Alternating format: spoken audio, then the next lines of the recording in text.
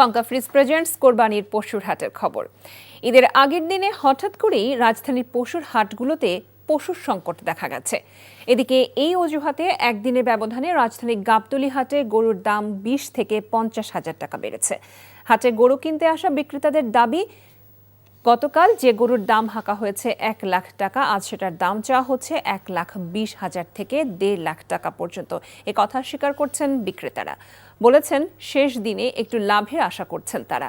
হাটে ছোট আকারে গরু বিক্রি হচ্ছে 60,000 থেকে 1 লাখ টাকায়, মাঝারি আকারের 2 লাখ টাকা পর্যন্ত এবং বড় গরু বিক্রি হচ্ছে 2.5 থেকে 5 লাখ টাকায়। আকার ভেদে ছাগল বিক্রি হচ্ছে 10 থেকে 30 হাজার টাকায়। তবে শেষ দিনে রাজধানীর পশুর হাটগুলোতে পশুর অপর্যাপ্ততা লক্ষ্য করা গেছে। অধিকাংশ হাটেই ক্রেতা সমাগম হাট গমগম করলেও সেই তুলনায় পশু লক্ষ্য করা যায়নি। এ নিয়ে ক্রেতাদের মধ্যে এক ধরনের হতাশা কাজ করছে।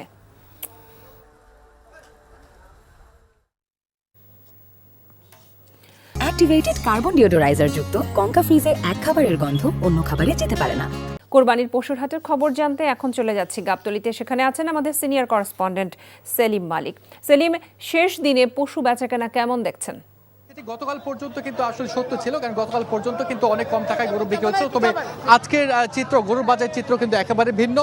আজকে কম টাকায় না, বরং আজকে আরো বাড়তি টাকায় গরু কিনতে হচ্ছে। বিশেষ করে বিক্রেতারা যেটি বলছেন যে গতকালকের চেয়ে আজকে 20 থেকে 50 হাজার টাকা পর্যন্ত কিন্তু গরু বেশি দাম হাঁকা হচ্ছে, অর্থাৎ 1 লাখ টাকার গরু কিন্তু আজকে 1.5 লাখ টাকা পর্যন্ত হাঁকা হচ্ছে।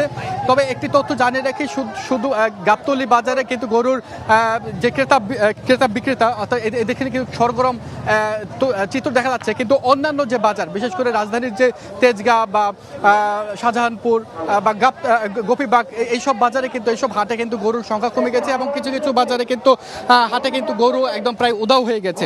এবং সেই যে গরু আসলে ওই সব জায়গায় যে গরু নাই, সেই গরুর মানুষের অর্থাৎ ক্রেতাদের চাপটা কিন্তু গাবতলী বাজারে কিছুটা বাড়তি মনে হচ্ছে। এই জন্য গরুর দামটাও আমরা কিন্তু বেশি বলে মনে হচ্ছে।